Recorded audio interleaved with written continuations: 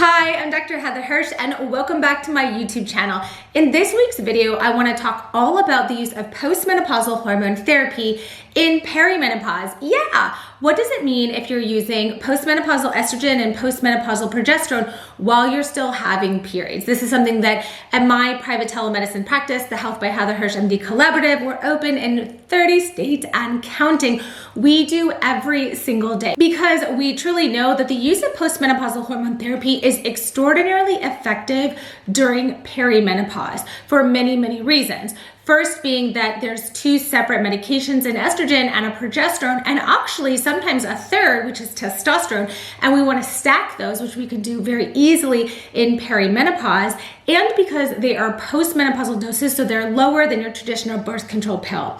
I want to get into all of that in this week's video, so if you're interested in my tips and tricks and what to expect, stick around. If you don't know me, I'm Dr. Heather Hirsch. I wrote this book, Unlock Your Menopause Type. I'm the founder of the Health by Heather Hirsch MD Collaborative, and if you're a clinician and you absolutely love these videos, I also teach a course for providers. All of the links for that is in the description below. So there's three big questions that I want to answer for you in this video, specifically for women in perimenopause starting on postmenopausal hormone therapy.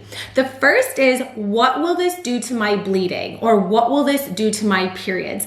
Now, unfortunately, the answer I'm going to give you over on YouTube is we don't really know, but let me tell you what it's not going to do.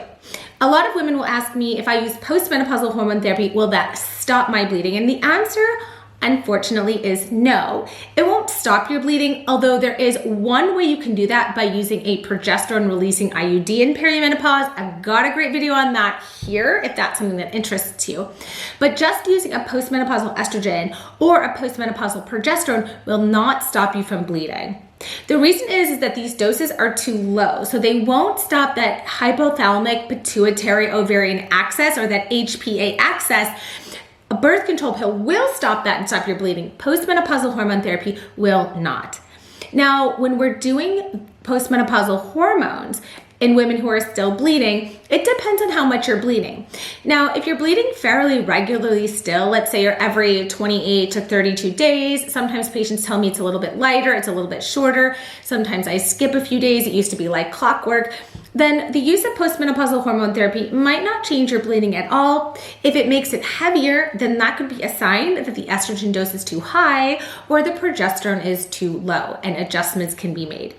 If you have not gone a whole 12 months without a period, you're still perimenopausal. So if you're on the other end of the spectrum, let's say you're getting period every 2 months, 6 months, 8 months, then it's really hard to say what the hormone therapy will do. So we just monitor you and track you for bleeding that's worrisome or bothersome.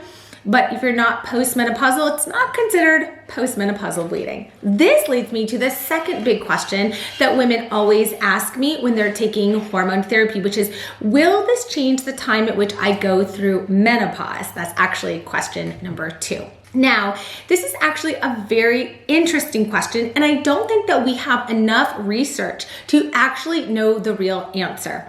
Many, many years ago, I used to say, nope, not at all, it's not going to change it, and I still think that is really more likely. You see, your ovaries have sort of a final destination period or time, if you will, at which they're going to retire. When they retire and you no longer make estrogen and you've had 12 months of no period, that is menopause. And once you're menopausal, you're actually always postmenopausal. So they kind of have this sort of date in mind. However, we also know that stress and carcinogens can actually decrease the age at which you go through menopause, meaning you go through menopause early. For example, heavy alcohol use, drug use, smoking, chemotherapeutics, those can kill off those rapidly dividing cells that make estrogen and can actually decrease the age at which you go through menopause. Now, this is important because the later your menopause is, the longer you tend to live, which is a hint to the fact that estrogen is very preventative in women's health. Now, back to the question at hand, will the use of postmenopausal hormone therapy delay the age at which I go through menopause? And I've started to almost wonder if maybe it would by a few months. Nothing drastic like years, and you're still gonna go through menopause, even being on postmenopausal hormone therapy at some time. But I do see in some women that it almost restores just a very bit of that ovarian function. So I have a great video on why you're bleeding after the use of hormone therapy. And one of the big reasons you can start bleeding is actually that ovarian tissue sort of comes back alive, and you can actually ovulate and release an egg. So the answer to this is we don't have enough information to really know. It's likely that the use of postmenopausal hormone therapy is not going to drastically change the time at which you're going to go through menopause. And if anything, it may give you a few extra months or so, but more research is needed. The third question I get from my patients is, how often will my hormone therapy need to be adjusted? And this is a really, really great question, because postmenopausal women, for example, I have many patients that are many years from their last menstrual period, let's say 3 or 4 years out from their last period. Often when we start hormone therapy and we find the right dose, the right route, the right regimen, it really tends to stay that way for many years, if not decades. It really stays pretty steady. But unfortunately for most women, the same thing is not true in perimenopause. And that's because perimenopause is characterized by estrogen levels that start to lower but become more volatile. So there can be periods of time where your hormone therapy feels like it's too high. You might have bleeding or breast tenderness, or there can be periods where that postmenopausal hormone therapy feels too low. You're starting to get the symptoms back, the hot flashes or the anxiety and insomnia. So it actually does need to be adjusted a little bit more often.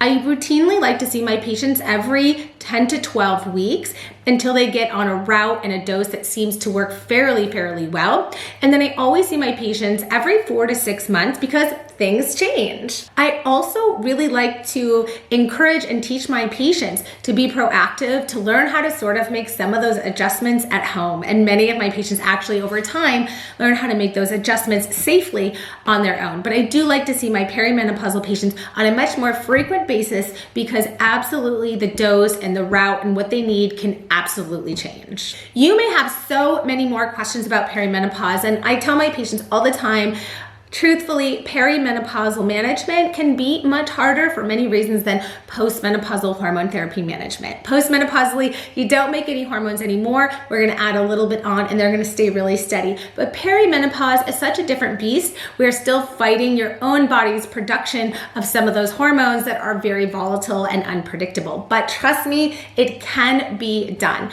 Now, if you'd like to see me or any of my amazing clinicians at the Health by Heather Hirsch MD Collaborative, we know all there is to know about the use of postmenopausal hormone therapy in perimenopause. We never say you're too young. We also use postmenopausal hormone therapy to treat things like PMDD and PMS. There is so many applications of these uses of both transdermal, bioidentical but FDA-approved estradiol, and bioidentical FDA-approved progesterone, and many different formulations of progestins. So if you'd love to see us and go right to the source, link is down below. If you have more questions, put them in the comments below. I'm gonna try and get to some of them. And even though I can't get to all of your comments, I really actually use these to fuel what I'm gonna make other videos about. I also have a Heather AI chatbot. She's $10 a month, but you can ask her any single question that you want and she will answer them all for you. Again, links for all that are in the description below. I hope you guys found this video really helpful. Have a wonderful weekend, and I'll see you guys next week for a brand new video. Bye.